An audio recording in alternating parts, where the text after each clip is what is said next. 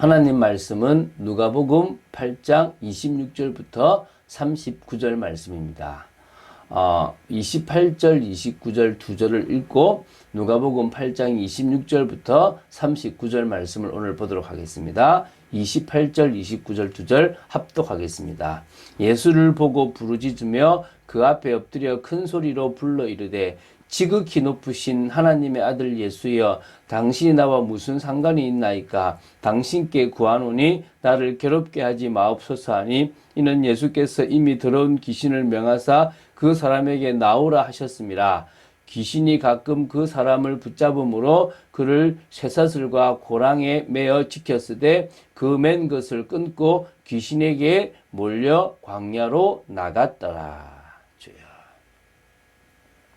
자, 지금 우리가 누가복음 8장의 세 문단, 마지막 세 문단을 지금 보고 있다고 말했습니다. 누가복음 8장 22절부터 56절에 있는 세 문단인데요. 우리가 어제 봤던 게 갈릴리 바다에 일어났던 그 광풍을 잠잠케 하셨던 호수죠. 그 이적이고요. 오늘 보게 될 게 이제 그라사 지방에 귀신 들린 사람을 치유하시는 그런 이적입니다. 또 내일 보게 될 게 혈루증 여인의 그 여인을 치유하신 것과 더불어 공생의 기간 동안에 세 번의 부활 이적이 있었는데 그 중에 두 번째에 해당하는 회당장 야이로의 딸을 다시 살리신 그런 이적입니다. 그래서 오늘은 이제 누가복음 8장 26절부터 39절인데 그라사인의 지방으로 가셔가지고요, 군대 귀신 들렸던 그 사람을 치유하시는데요. 그때 이제 옆에 마침 산에서 이제 돼지떼들이 먹고 있었는데 그 돼지떼들이 군대 귀신 때문에 이렇게 호수로 빠져서 몰사하는 그런 사건의 내용입니다. 마태복음 8장 28절부터 34절과 마가복음 5장 1절부터 20절이 병행을 이룹니다. 그것이 같이 가는, 그러니까 공간복음서에 다 나오는 내용이라고 보시면 되겠죠. 자, 26절부터 29절까지를 먼저 보겠습니다.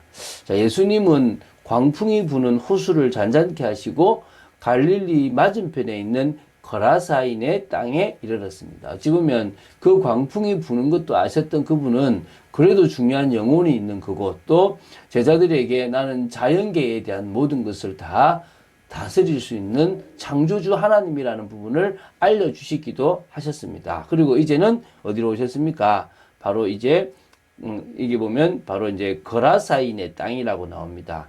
마태복음 8장 28절에 보면 가다라 지방이라는 말이 있습니다. 그래서 어떻게 보면 되냐면 이게 이제 가다라 지방에 속해 있는 그 중에서 이제 그 바로 거라사인들이 주로 많이 사는, 다시 말하면 비유대계인들이 많은 이방인의 땅이라고 할 수 있는 곳으로 주님이 오신 겁니다.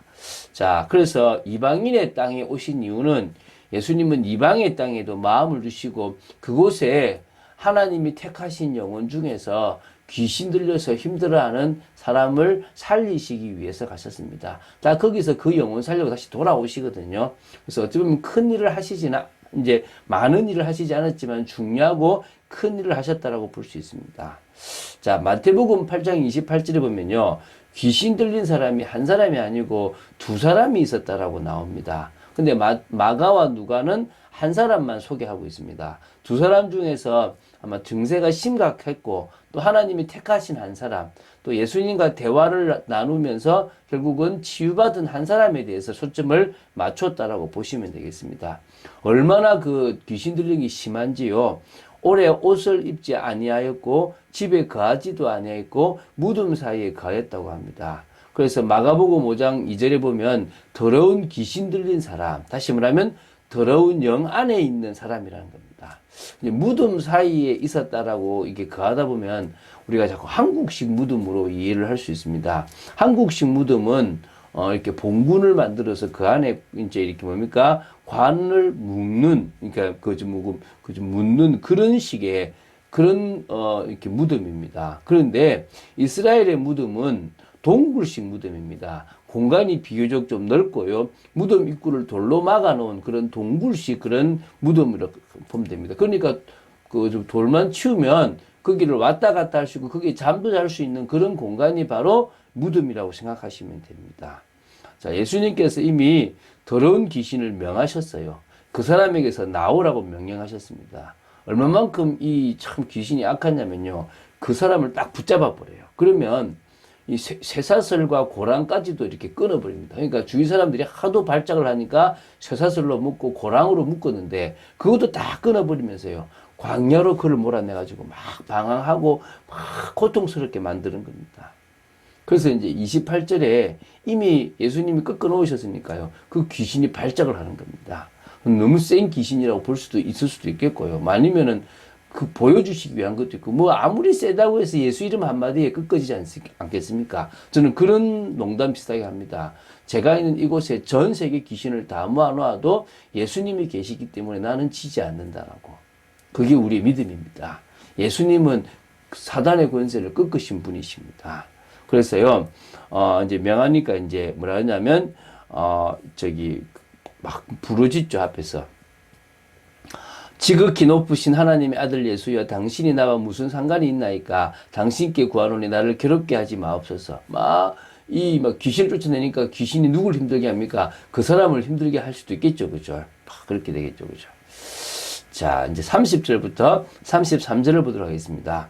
예수님은 이 귀신의 이름을 묻습니다. 네 이름이 뭐냐라고 하니까 군대라고 답을 합니다. 뭐 이거는 막 엄청난 숫자라고 할 수 있는데요. 어쨌든 많은 귀신이 들렸다라는 의미라고 지금 설명을 해놨습니다.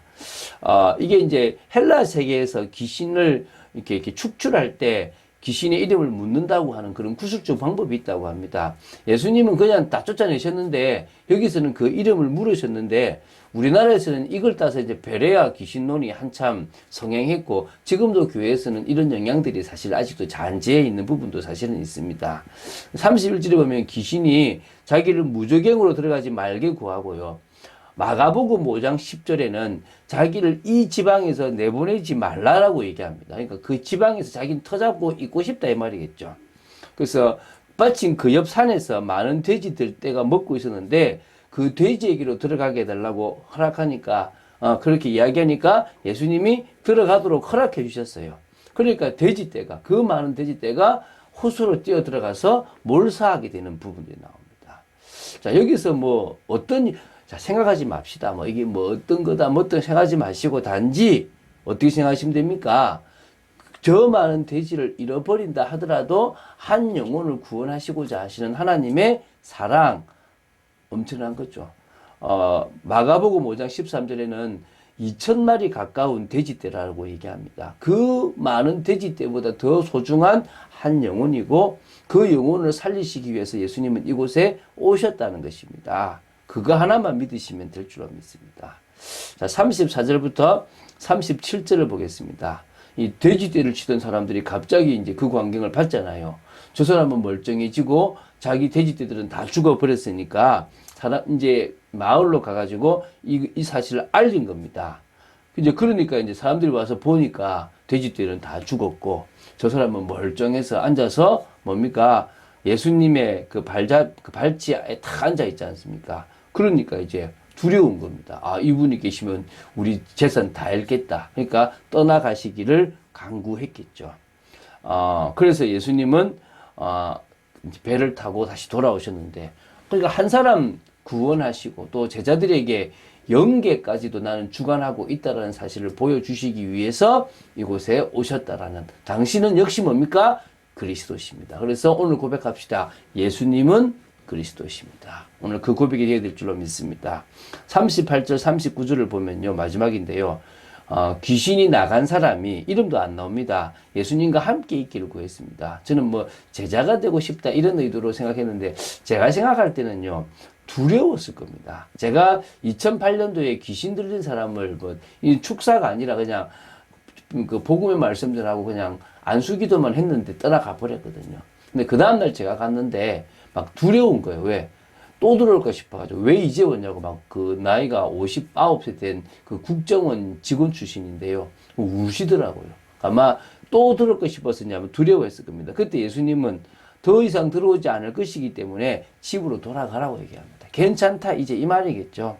그래서 가족들과 재회를 하도록 하고 정상적인 삶을 살도록 만들어 주시는 거고요. 또 그러면서 뭐냐면 어떻게 큰 일을 행하셨는지 말하라는 겁니다. 그러니까 예수 그리스도의 그 능력이 나를 바꾸었다는 것을 말하라고 하고 온 성내에 전파가 되었다라고 얘기합니다.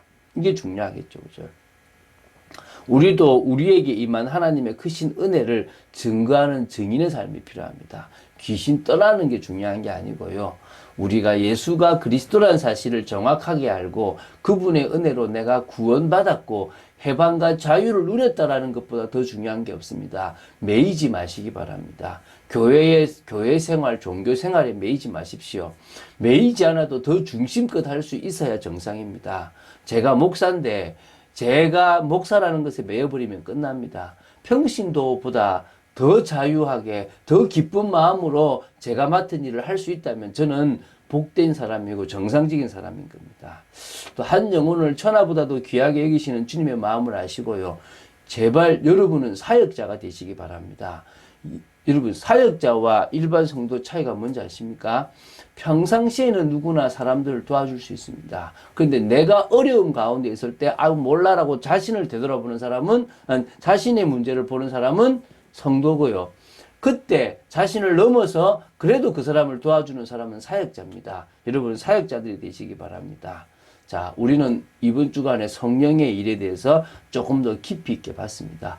보혜사, 보호해 주시고 은혜를 주시고 가르쳐 주시는 그 성령. 그래서 우리는 성령을 따라 행하는, 성령의 말씀을 따라가는 그런 축복의 사람들로 서야 될 줄 믿습니다. 성령님의 역할과 본질적 사역을 우리는 조금씩 더 이해해 가야 됩니다. 성경에 고린도전서 2장에 나오는 성령의 역사, 요한일서 2장에 나오는 성령의 역사, 갈라디아서 5장에 나오는 성령의 역사, 이런 역사를 통해서 9가지 성령의 열매를 맺어 나가고 그 열매에 각각이 어떤 은혜와 어떤 축복이 있는지를 알아가야 될 줄로 믿습니다. 결국 교회를 통한 응답, 교회를 통해서 정말 저희들이 사랑으로 이어지는 그런 축복들을 이번 주간에 누리고 일평생 누려야 될 줄로 믿습니다. 그런 축복 누린 여러분 되시기를 주 예수 그리스도 이름으로 축원드립니다.